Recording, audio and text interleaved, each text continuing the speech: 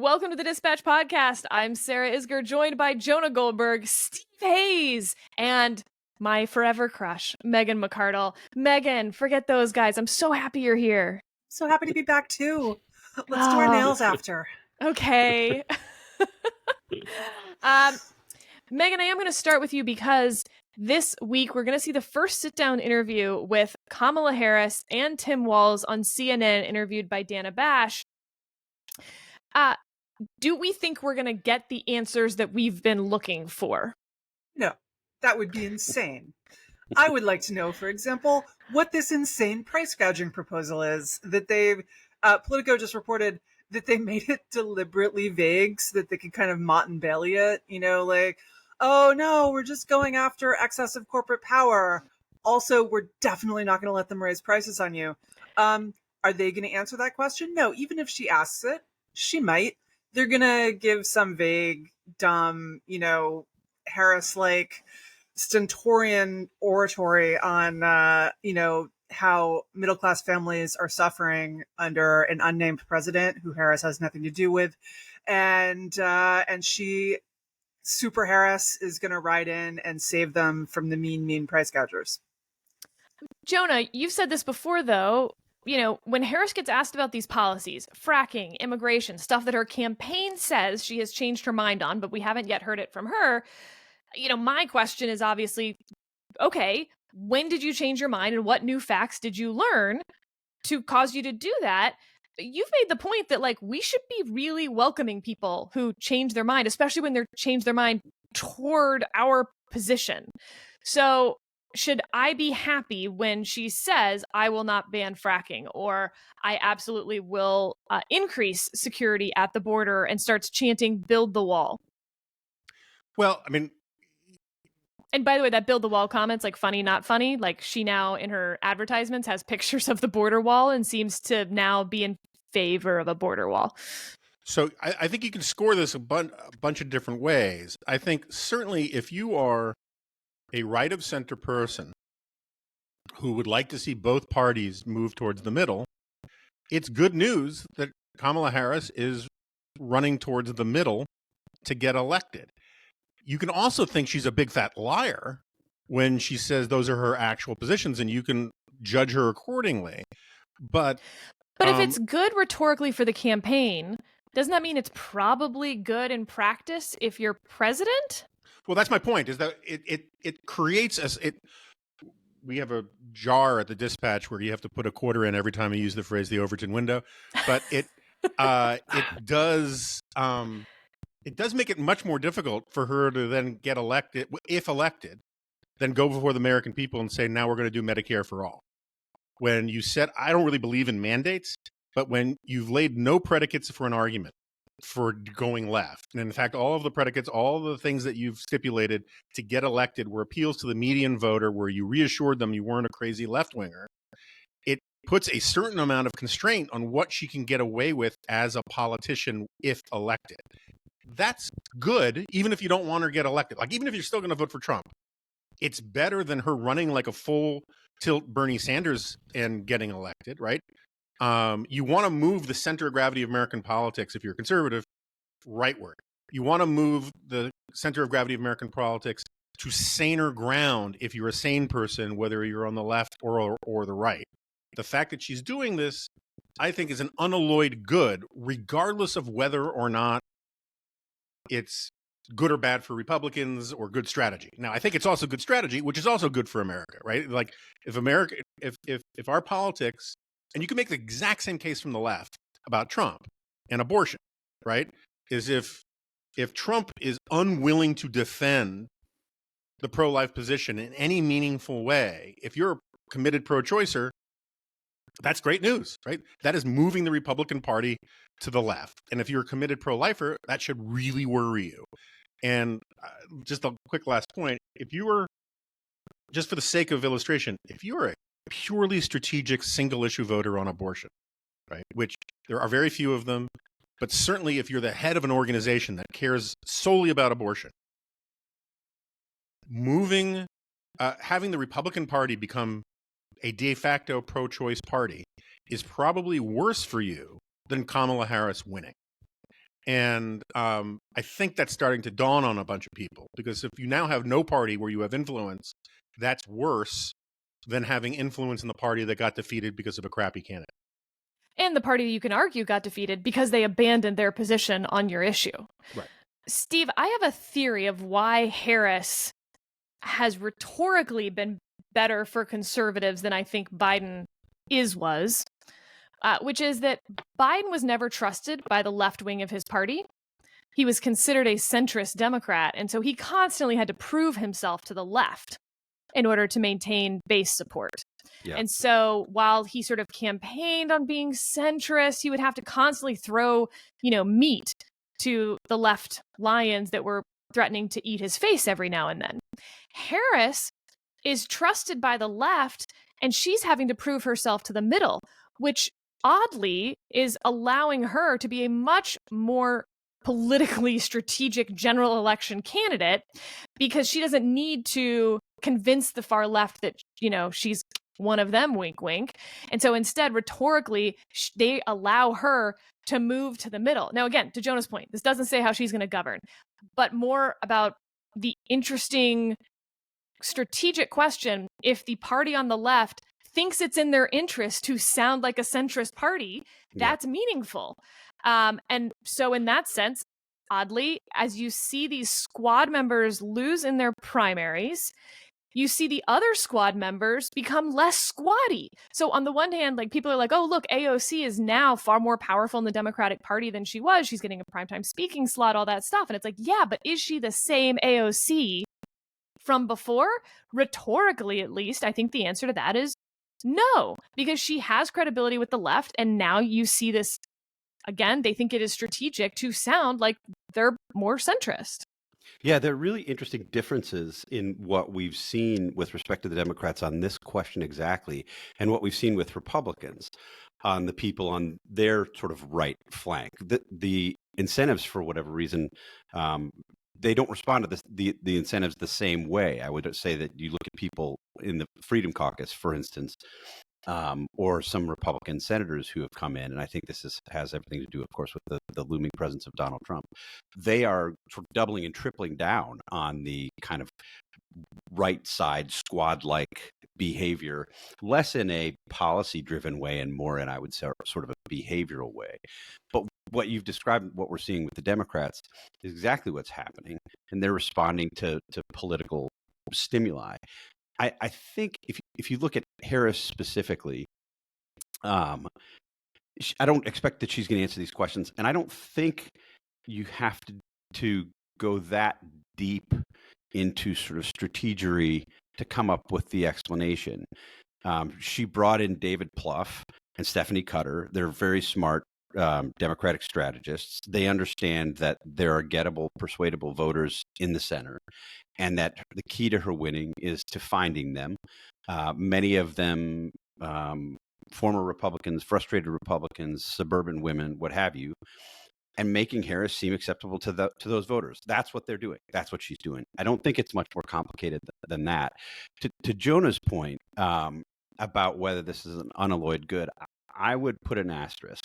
I don't think it's an unalloyed good. I mean, as a conservative, I'm glad that she's sounding conservative themes, and to the extent that it boxes her in or even makes her just listen to conservatives if she were to be elected, then that would be good. I think, however, this really helps drive the cynicism about our politics in a massive way. When you have Kamala Harris, who staked out all of these left-wing positions, I mean, these are not positions where she's been particularly subtle about what she supposedly believes. She says them. She's proud of them. She campaigns on them, as you say, Sarah.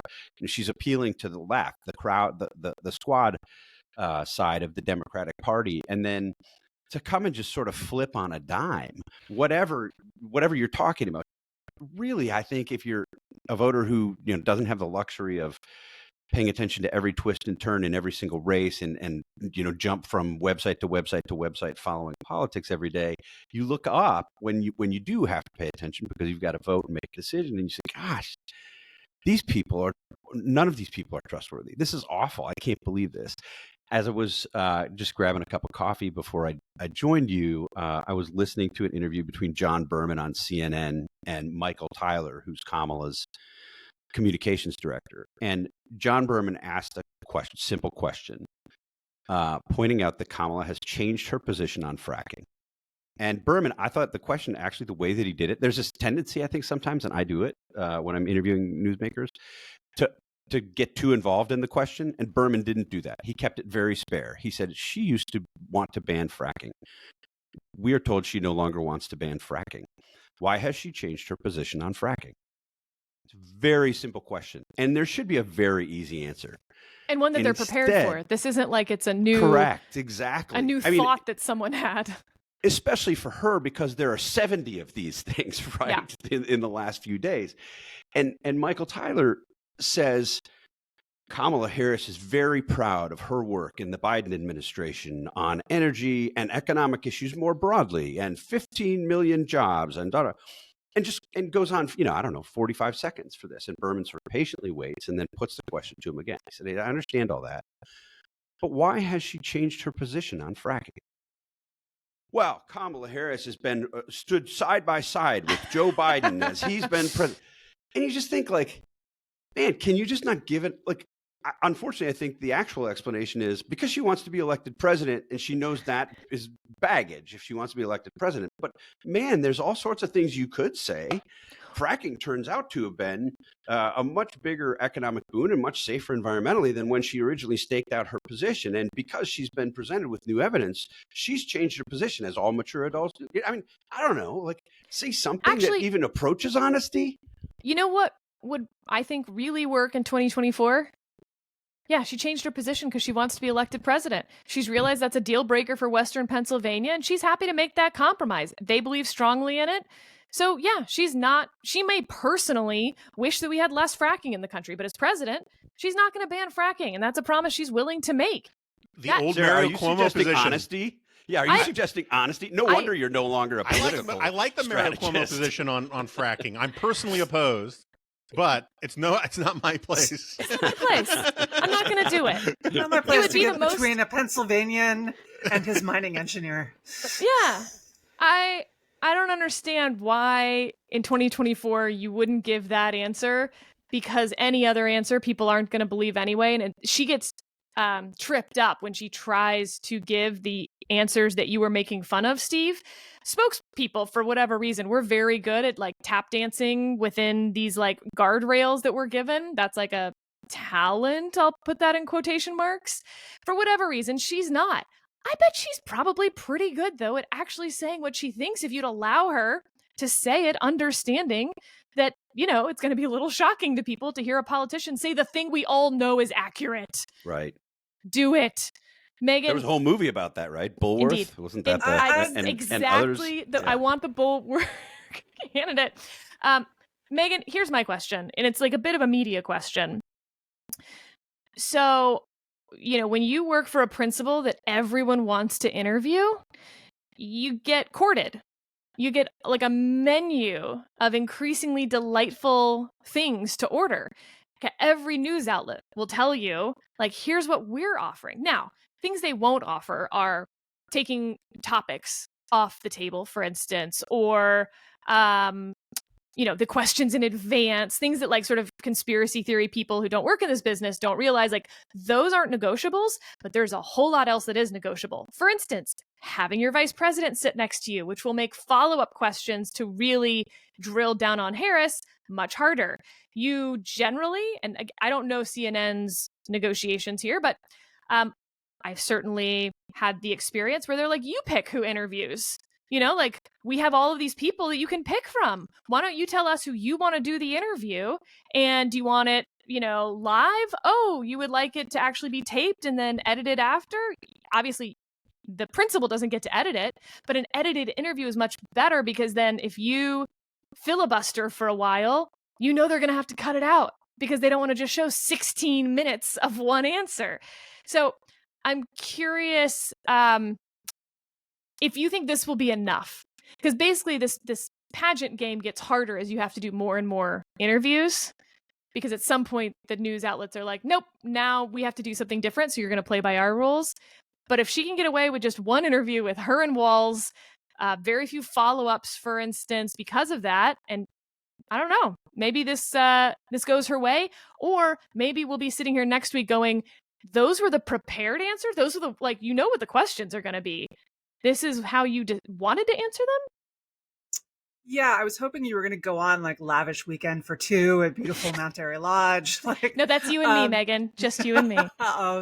Sorry. They closed it. I'm so sad. Only Jonah will know what I'm talking about. I do It's indeed. like the endless loop commercial for this horrible singles hotel in the Poconos that had heart-shaped beds and champagne hot tubs. It sounds perfect for us. Yes, it does. It's maybe especially because it's now a molding ruin.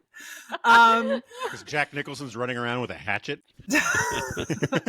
I think that probably she's going to get away with not doing very much media because, I mean, look, we saw this with Biden, and it eternally shocks me that people are almost open about saying this. But like when you read the media reporting, certainly when I did a reported column on how somehow almost all of us missed the Biden story, not me personally, I was early on that story, but how it got so dramatically undercovered, is that you hear people saying that, you know, they don't want this to be Hillary's emails in 2016. And like, that's not your job.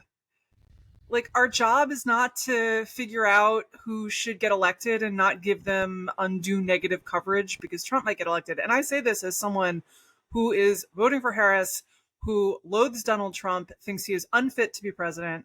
I just still think, I actually, funnily enough, had a conversation about this with my Uber driver in New Mexico on Sunday. And he is a nice liberal high school English teacher and wants to hear the media like really go after Trump. And I was like, dude, we did it. I swear. I know it doesn't feel like it and it didn't work. And we should just do the thing where we say the thing that is true and let the voters decide. We should stop trying to do mass exercises in like communications management for Democrats. But that's the reality, is almost no one in my profession wants to be the person who forced an interview that goes disastrously. And it could, I mean, you know, you talk about like, she should say the thing that is true.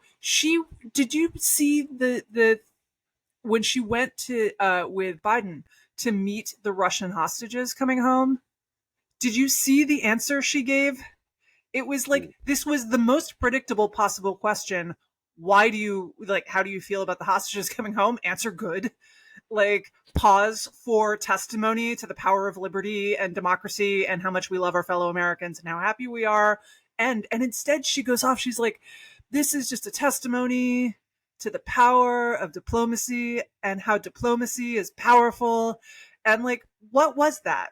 Right? So she really could screw up a live interview, even if the questions are relative softballs that she should have prepared answers for, because they appear to have problems coming up, as Steve said, with very prepared answers to very predictable questions that you are definitely going to get asked. And so I think that they're very wise from a political point of view. Well, you know, not so wise from the Democratic point of view, small d Democratic.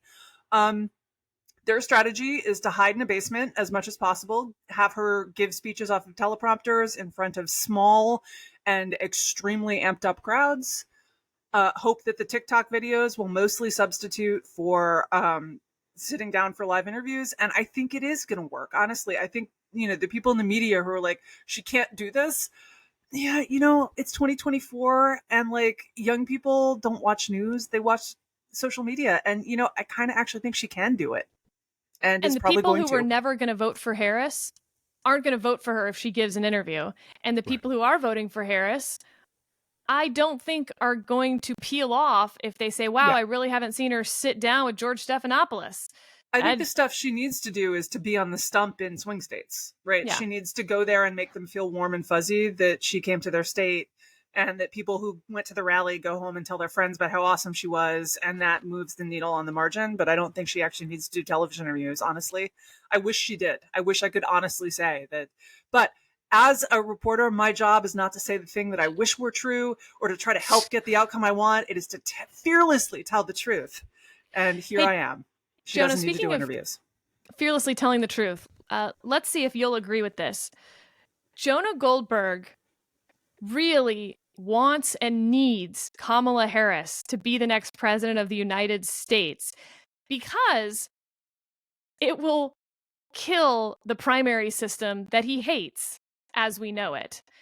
Because if the candidate who didn't have to go through this primary wins, for all the reasons that Megan just said, right? When you've only got a few days left on the clock, you can have all sorts of different strategies that are very helpful. It might have opened up Republicans, for instance, to ditch Donald Trump in 2016 if that had felt like a viable option in a way that Joe Biden's debate performance opened up that Overton window, quarter in the Overton window jar, to the possibility of doing that. If she wins, this could really kill off primaries if, like, yeah, you have the primary to see who the voters want, and then we see how they do for a few months. And when they're horribly behind when it comes to the convention, it's sort of like a retention election, but it's real. And it's a real retention election. This seems like the perfect, like, Jonah Goldberg and Sarah Isgur have a primary baby. Yeah. So I had Jonathan Rausch, who's another member of he knows all the handshakes. He's part of our team when it comes to this stuff, who did a big, nature's healing piece for The Atlantic after the switcheroo. And I wouldn't go as far as saying that this puts a stake in the heart of primaries, because I think there will still be primaries. There will still be primaries, but also the circumstances this time were special. You had Joe Biden, who everybody really understood you needed to get rid of. And a lot of the time, the person who wins the primary will be very competitive. You're not going to replace someone who's very competitive or you think they're going to win. But Trump in 2016, the Republicans didn't think would win. Now, of course, he ended up winning, which undermines the whole argument. And God willing, we're not going to have a candidate like Trump again for a while, knock on wood. And so I think that it was sort of the convergence of Biden's too old. Biden can't beat Trump. Trump is running, could get reelected. And whether you think it's accurate or not, a lot of Democrats truly and sincerely believe he's an existential threat to all we hold dear. And so that gives you a permission structure to do things you might not otherwise do. I don't know that, like, if Gavin Newsom in 2028 or 2032 won the primaries and then was looking bad towards the end, that he would willingly go along and not fight back against the party elders if there have been no changes to the rules between now and then. I mean, it was one of the funniest lines. But boy, it's so helpful that the candidate didn't have to withstand all the attacks in a primary and then 6 months of a general election that is boring and grueling for the first 6 months of most general elections. So, like, forget who the candidate is. It's actually really helpful to the party to not tell the other side who their candidate's going to be until August. I agree. July. I agree. Look, I mean, Declan asked me 3 weeks ago to write a piece on how we should do it like the Brits do and have 60-day elections. And if their constitutional structure allowed for it, or could require it, that'd be great. But I don't think that's how it could work. Is that piece with Steve's piece on Afghanistan? I didn't agree to write it, so there's a difference there. And so I like how you're just, hey, Declan, I know you asked me to do that thing. No, and anyway. Yeah, well, he suggested it, no, but I was going to say one of the funniest lines in the Democratic convention, which was last week, right? Was it last week? I guess so. It feels like it. Bill Clinton, praising Joe Biden, said, "Let me just tell you how rare it is for a politician to voluntarily leave office. And it's a sign of statesmanship and character and blah, blah, blah, blah." And I just thought the balls on this guy, because at the nadir of the Lewinsky scandal, lots of party elders were telling him, it's time for you to go. David Broder was like, you got to go for the good of your party, for the good of your country.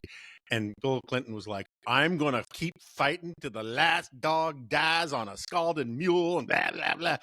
And so like, and there's an argument that like him staying on is why Gore didn't win.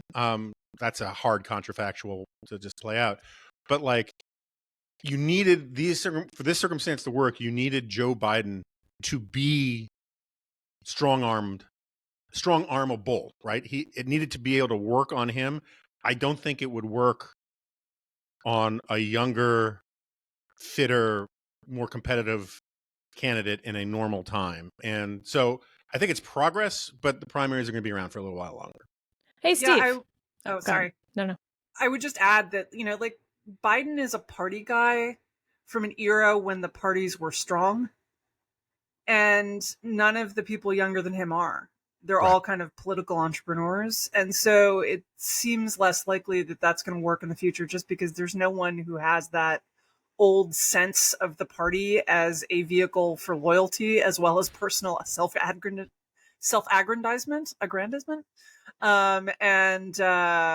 I just don't think that, I wish, like Jonah, I wish, and the game theory would be fascinating, but.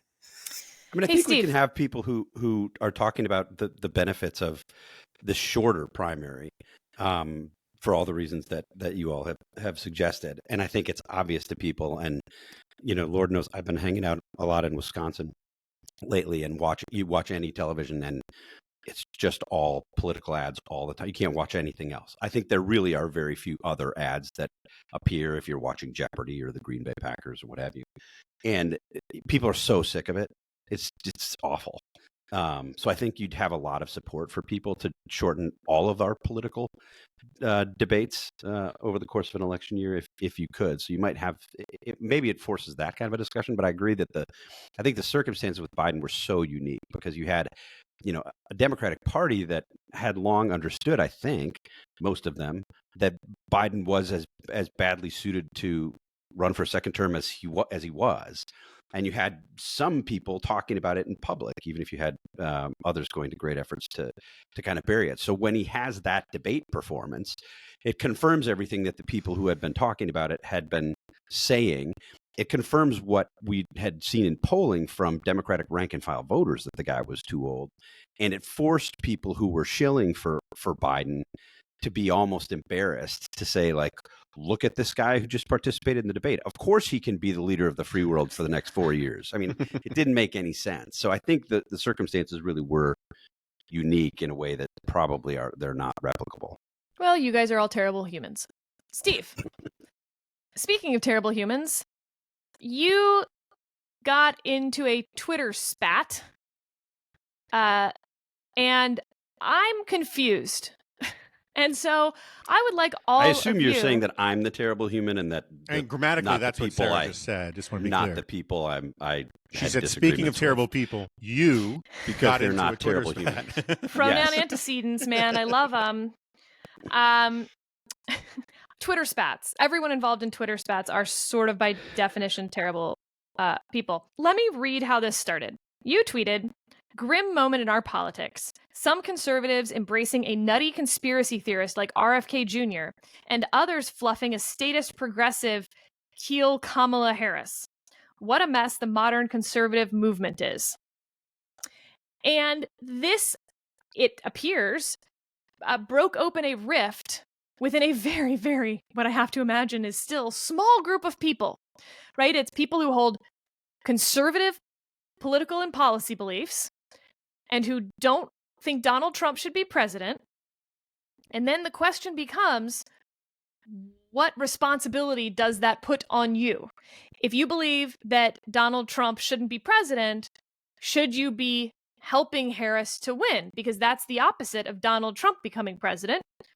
Or not? Is it just you're not supposed to vote for Donald Trump if you don't think Donald Trump should be president? And can I just narrow that very quickly, that even further? I would say, and in particular, journalists. So take the subset of the subset of the subset that you're talking about and then layer on journalists, which is sort of the perspective I was talking about. But yeah, continue. So yeah, I'm kind of confused about this whole thing. And I'm hoping that you can explain where you think the disagreement is, and whether maybe it's a real disagreement in the sense that maybe everyone just wants to find disagreement when you're sort of in the losing group here. And let's be clear, conservatives who don't vote for Donald Trump are already in kind of a minority of losers. Is this just fights among the losers? Might even call it a remnant. I like losers, Jonah. Speaking of blunt honesty. Remnant is another word for total effing losers. As I'll take your advisory opinion. Matter. Yeah. Look, look, there are interesting questions and issues to be explored here. We've had versions of this debate several times before. We have them in our staff meetings. We talk about them in editorial discussions. We've had them in public. And I do think there's an interesting question. I mean, I get the question from a lot of people, Republicans or former Republicans who don't like Donald Trump, and say to me, what do you think we should do? So it is something that people in this world, and not just DC insider types, are actually talking about and thinking about. Having said that, I mean, is there anything more annoying? I mean, Nick wrote about this in his newsletter a couple days ago than an angry Twitter fight on a Friday night. It's just like among this small group, probably. That's why Nick and not. I keep our fights on the Slack channel on Friday nights. Well, I mean, the great irony is, so I'll just give you the circumstances here. I was preparing dinner. I'm here in Wisconsin, preparing dinner for my family, and I just jumped on Twitter, which I don't do very often. I mean, mostly I'm on Twitter these days to tweet dispatch stuff, right? I don't do a lot of weighing in, and I'm constantly hectoring Jonah to avoid Twitter fights. Like, don't do Twitter fights. Nobody ever wins Twitter fights. They're stupid. It's a waste of time. Even if you win a Twitter fight, what does that do? So, and then like that scene from Arrested Development. Has it ever worked for anyone? No. Could it work for us? Maybe. No. There was no. I was not. There's a first time for everything. But Steve, what was the instigation? You saw so Kinzinger's speech? What was it? No, I got on Twitter and I watched, one conservative after another in my Twitter feed who I used to maybe like or agree with or admire, talking, embracing RFK Jr. and talking about how great it was that RFK Jr., Mr. Chemtrail Vax conspiracy theorist, Putin apologist, was endorsing Donald Trump. And then on the other side, I saw other conservatives treating Kamala's speech on Thursday night almost as if she were the second coming of Ronald Reagan. And so literally this was a 10-second observation. Oh my gosh, this is really crazy. The conservative movement sees people on both sides of it, embracing, one of them embracing RFK, one of them fluffing Kamala Harris, which apparently there's another definition that there's only one definition, wasn't Steve. Wasn't my intended. Fluff a pillow, Sarah. Shilling for, as I quickly clarified, shilling for. Anyway, so I sent this tweet and that was it. And I went back to making dinner and hanging out with my family, and then discovered a little bit later that it had greatly offended Sarah Longwell, who's the CEO over at the Bulwark. Well, speaking of that, let me just read what she wrote in response, because I think what she wrote is also correct. And this is why I'm confused how there's a fight. She said, the sad state of the conservative movement has nothing to do with some conservatives voting for a Democrat to keep Trump away from power. I think you'd agree with that. Like, Megan's voting for Harris. You don't think she destroyed the conservative movement?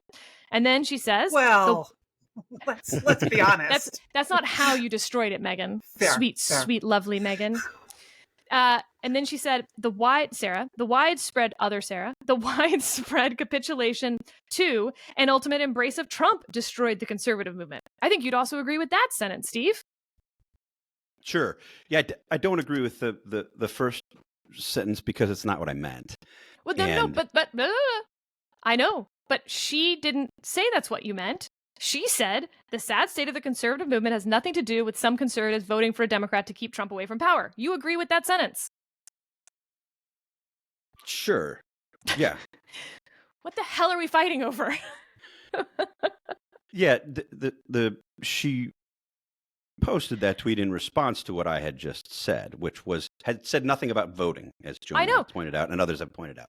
So but isn't it meaningful that in order to disagree with you, she had to say something that you totally agree with? Yeah, but that I didn't actually say. That was the point. So if she's That's my responding to me, I point. have to do it. No, the way that this continued, I think, was what started with sort of pushback on my comment about fluffing or shilling for or spinning for Kamala Harris quickly became a much greater critique of the things that I've said, things that Jonah said, to the point where she literally actually accused us of refusing to take a stand against Donald Trump. Something that I think probably people listening to this podcast would raise eyebrows at. Look, I don't want to get into motives. I don't know.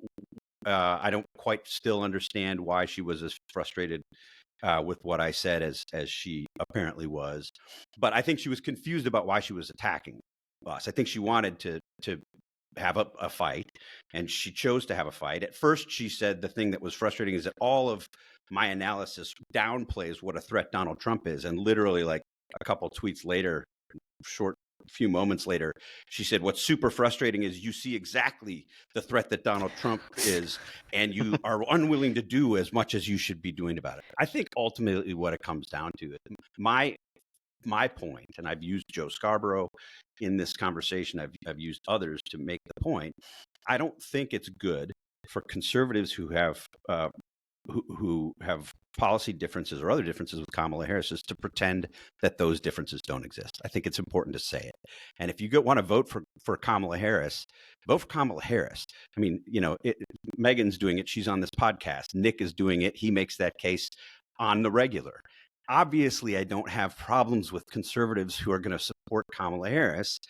And I may end up doing that myself. I don't know. I haven't made a decision. But I voted for Joe Biden in 2020, so it's a little silly to suggest that I can't stand people who are supporting a Democrat to stop Trump. I think that's basically where this ended up. So, Jonah, Mm-hmm.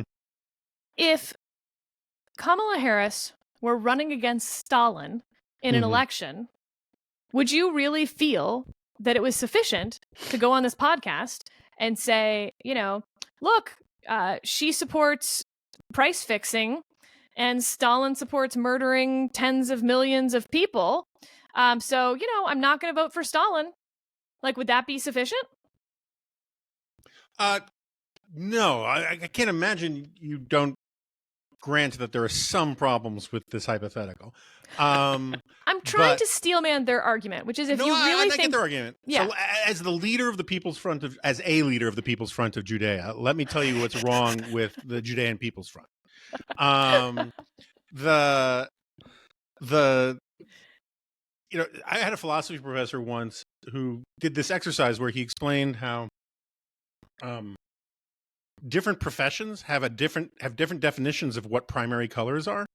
Like in printing, it's these colors. In painting, it's these colors. And in glasswork, you have this many. It's like, and they're all right because there are different professions, right? I think Sarah Longwell, nice person. I don't know her personally. I can't remember the last time I met her. I mean, I'm sure I have, but we're not like buddies. Tim Miller, who I know a bit, and even Bill Kristol, who Steve has a long history with, but I would still consider a friend.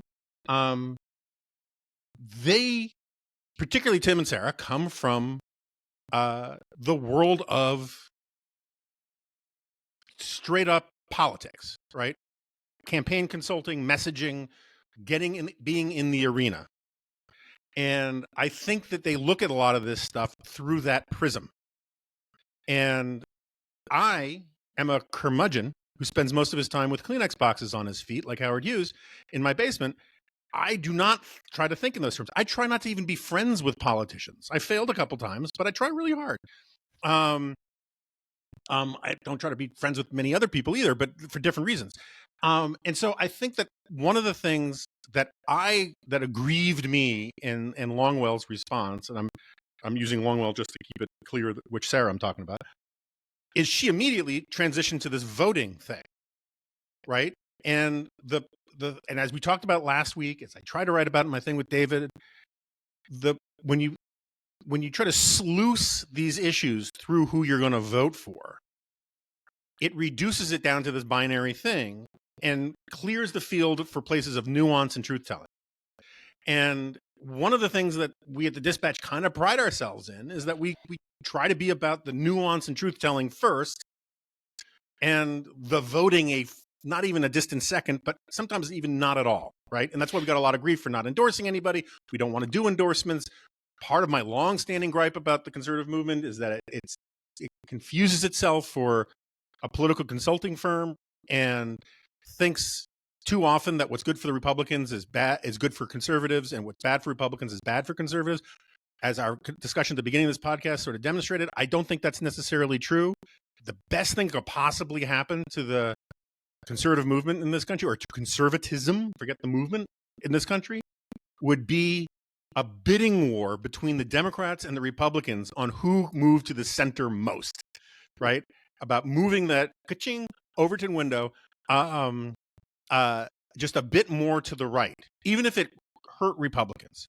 And can I just, as a point of clarification, just very quickly, we have an institutional policy against endorsements that right. I inherited from Bill Kristol when I became the editor of the Weekly Standard. I thought it was a good policy. We adopted it. It remains our policy. We won't be doing endorsements. So there's a difference sort of right there, I think. And so anyway, look, as I put it in my foray into this, which was brief and regretful, you wouldn't expect if you ask a plumber, are you going to vote for Harris or are you going to vote for Trump? And then they say, well, I'm going to vote for Harris.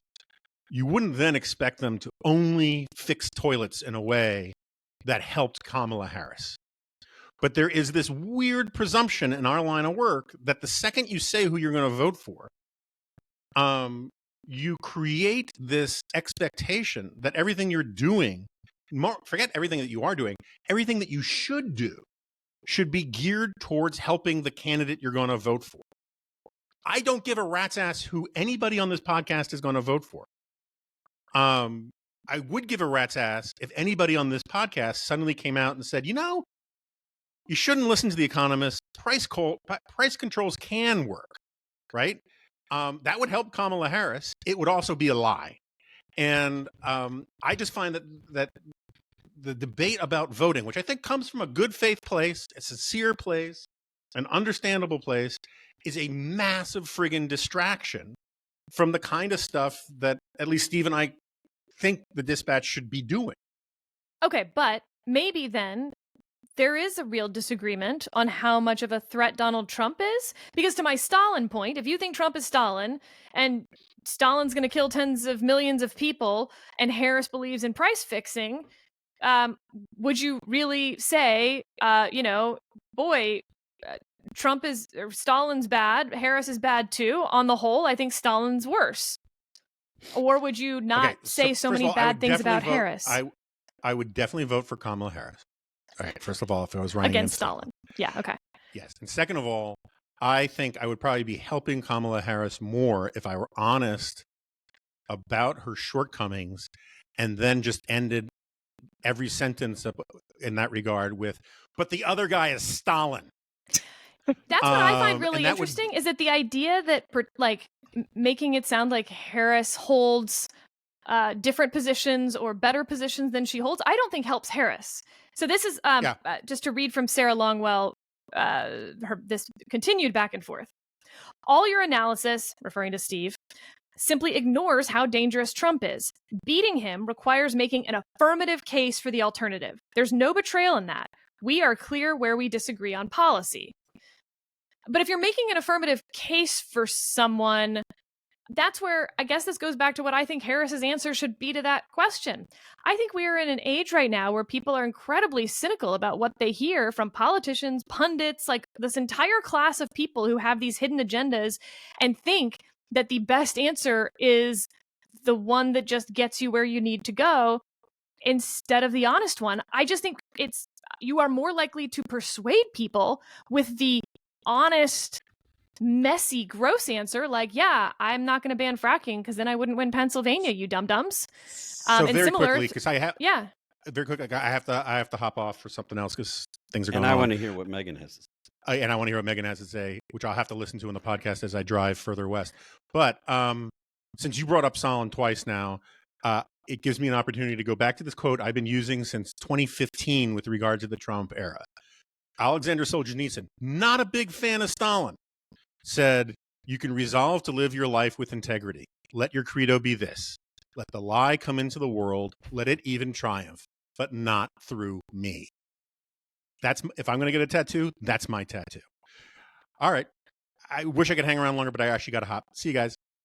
Bye, Hey, Jonah. Let me jump in real quick before we listen But to Megan hasn't even gotten to talk yet. Actual wisdom. It's all right. No, but since you read the Sarah quote, I just want to point out, I mean, again, I think people who listen to this podcast regularly probably wouldn't accuse me of underplaying the threat that Donald Trump is. I catch myself because I have said so many times that he's a unique threat to the republic, that you shouldn't want to reelect somebody who lied about an election in order to steal it, to remain in office, that he contributed directly to January 6th. I mean, on and on and on. And those are just the things that I've said since January 6th. I mean, I wrote in 2015 that I wasn't going to vote Yes, for him, et Steve. cetera, et cetera. So I think it's just a little silly to This is my make point, that Megan. suggestion.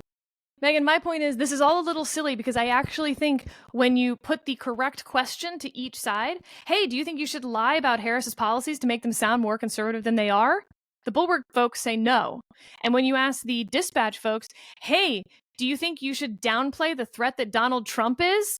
They say no. So if everyone actually had to answer not the sort of fake version of the other side's position, where's the actual disagreement, Megan?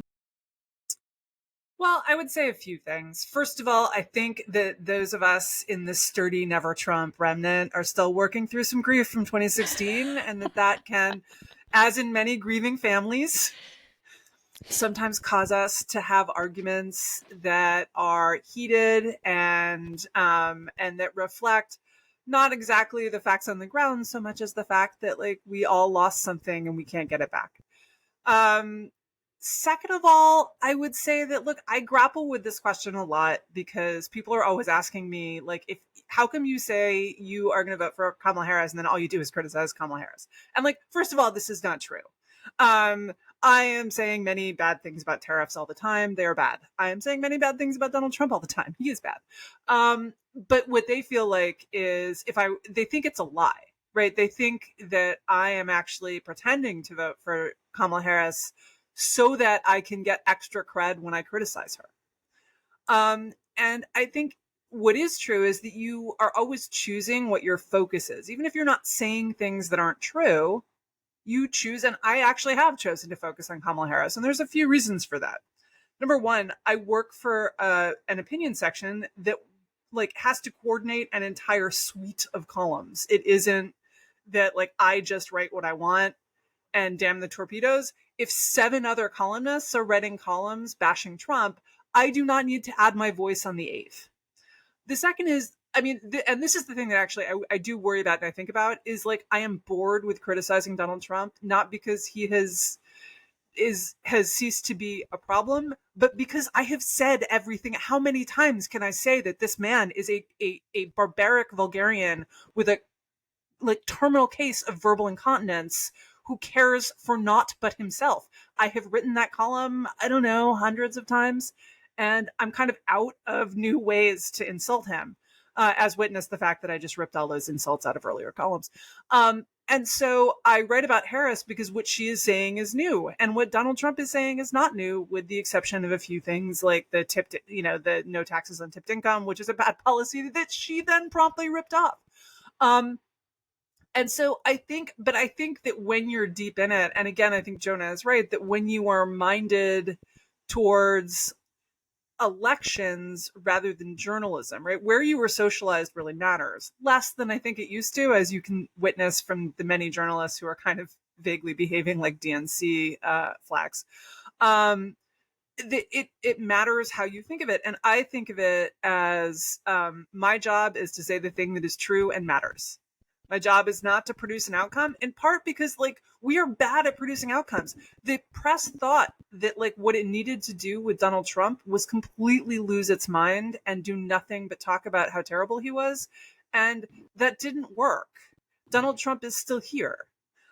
We are bad at predicting what the ultimate result of what we say is, but we can be good at like saying the thing that's true.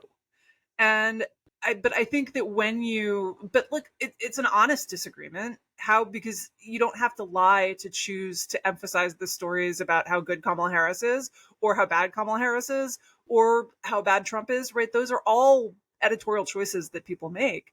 But once you've made them, especially because I think we're all still working through that grief, sometimes you look at other people and you're like, why aren't they making those choices? Are they really on my team, or are they just pretending so that I won't yell at them? But really secretly, like they aren't taking the threat as seriously as me, or secretly they want Trump elected. And I think you just understand, guys, like everyone's got their own journey. This reminds me of the fight on the pro-life community side between the people who want to ban abortion versus the people who want to emphasize reducing the number of abortions. And it's funny because the fight can get really vitriolic. They're all trying to get to the same place, but you're right, Megan, it's a matter of emphasis. The people who want to ban abortion will accuse someone who doesn't want to ban abortion of being for abortion, even if that person makes the argument that, like, actually, I think the best way to lower the number of abortions is not to have a ban, but to do, X, Y, and Z and put more money into this and make, persuade people and have a cultural change. And they're like, why don't you want to overturn Roe? Why don't you want to ban abortion in this state? And of course, what we've seen is that the ban abortion folks have won in a number of states, and that overall across the country, the number of abortions has gone up. And I guess that's how I feel about the like focusing on Donald Trump part. I get it, but it hasn't worked. So instead of saying that like somehow that means I'm secretly for Donald Trump, maybe I'm trying to get to the same place you are, and I just think there's a different, more efficient means to get there. And Steve, I want to read you what Andrew Egger said the difference was. For me, the difference between where Steve's coming from and where us Bulwark types are coming from is that we look at Harris, quote, now trying to run away from her rhetoric and record, end quote, as a good thing. She's responsive to political stimuli pulling her to the center. The system worked. To which Jonah responded, that's exactly what I've been saying. To which Andrew responded, I think we are all telling the truth as we see it, and I don't think anybody involved would take issues with calls to do so. 3 cheers for the truth. And then once again, I have no idea what we're arguing over, when everyone seems, at the end of the day, when actually pushed to their real position, to agree, except maybe Megan's position, that it's a matter of emphasis. They want to ban abortion, and we want to reduce the number of abortions, and so, my God, let's get the pitchforks and set them on fire and go attack them. Yeah, see, I think if you actually read Sarah's own words, it is a little more involved with that. I mean, the frustration there, I think, from her, as I understand it, is that we're not doing enough to fight Donald Trump. We may be saying things. I mean, for a while she seemed to deny that, but we may be saying things. We may be making arguments. We're not doing enough. And that is, I think, a difference. They are doing things. As Jonah said, a number of them are involved in daily politics. Sarah's got a $50 million super PAC to try to keep Donald Trump from being elected. So she has, in a real sense, stepped up, and she's doing things. She's being very active about it. I see my role just very differently. And my view is, and we've had these conversations since the launch of the Dispatch. Part of what I think the problem is partisan journalism. It's in our manifesto. We talk about it a lot. Most people immediately hear that and point to Fox News for good reason. But partisan journalism can exist on the left or the center left or the NeverTrump, whatever we are these days. And I think it's a problem here.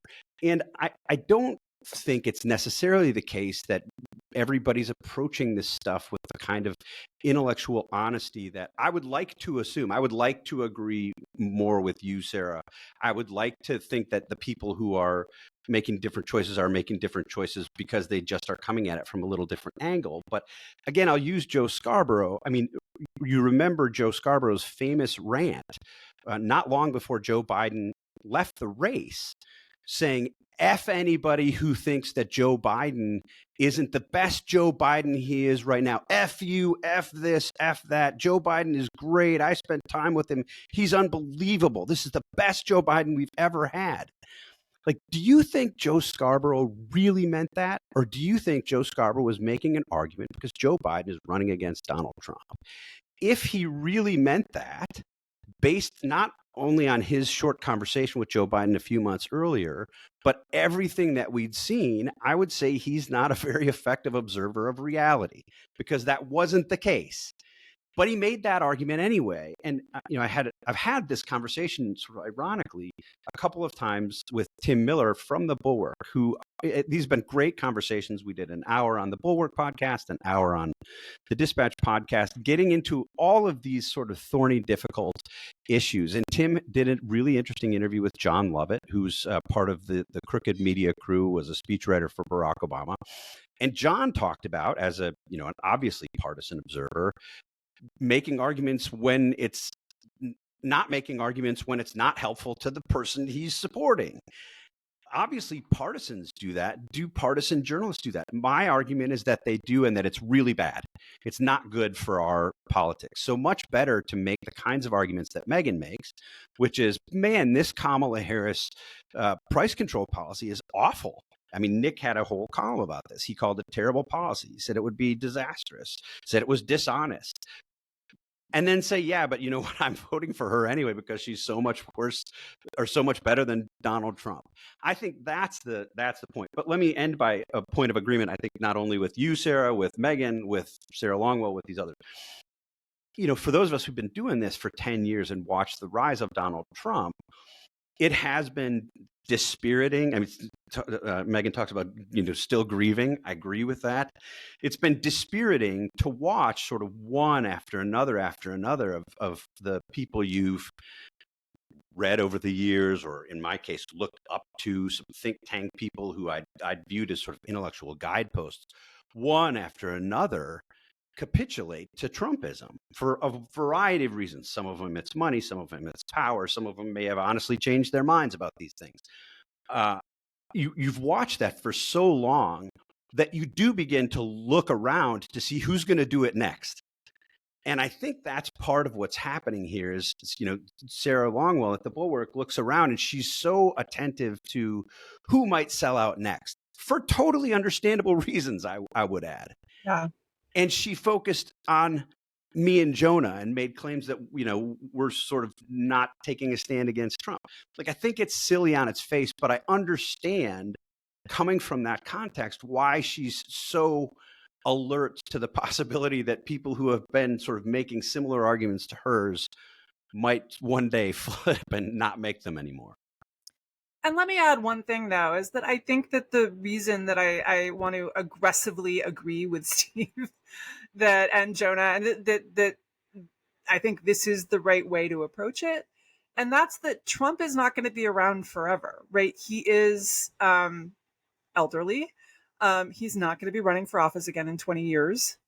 And while I think all of us fear that the things we liked in the Republican Party are gone forever, and maybe, and indeed in much of the conservative movement are gone forever, that someone needs to be, especially if parties are going to be moving towards the center to reclaim votes, God willing, that's the problem with strategically choosing only to emphasize the areas of agreement is that, like, Kamala Harris, while she is moving slightly to the center, is really fairly far to the left. Yes. Like, price controls are not a moderate position. And that the more you emphasize them, the day after, when Trump is gone, like, what are we doing? What are we fighting for? And the problem with all of that emphasis is that you're kind of losing the muscle. And this is going to be a dumb example, but like, I used to write a lot about finance during the global financial crisis and housing markets and so forth. And the funny thing is that I still remember a bunch of the factoids that I accumulated in 2011, but I don't do that as much anymore. And now when I have to write about it, I have to spend a lot more time researching. I have to think about things. I don't have like easy theories to hand to write about. And so, like, I think part of emphasizing our areas of disagreement is about retaining that muscle for the glorious day when Trump retires from the scene to treat his bone spurs, like nurture his grandchildren, and enjoy his golfing vacations. I think Maybe it's we need important to to start have. one of those churches where you just keep writing the date that the world's going to end on the board. And then like each time you prepare for that and it doesn't happen, you just like write a new date on the board. And I think that worked out really well for them. So look, this week I wanted to focus on this intra not voting for Trump conservative fight. But next week I want to focus on the reverse, which is the argument between it is better for conservatism to have Harris in the White House do crazy liberal stuff and kind of prove the point the same way that it was good for liberalism to have Donald Trump in the White House, frankly. The liberal movement was able to raise more money, elect more candidates, all because of a backlash against Donald Trump. Okay, argument one side, versus Trump may not be as conservative as you want, but he's still more conservative than Harris. He will still do more conservative things than Harris will do, even on abortion, even on, you don't like tariffs, price fixing is worse. And so I want to talk about that divide as well and that argument on the conservative, but for true policy conservatives, right? We talked about the fight over not voting for Trump. Next time I want to talk about the fight voting for Trump. Thanks for joining us, Megan. Thanks for having me, Sarah. Bye, Steve. Bye, Steve. Perfect. Don't do it, Perfect.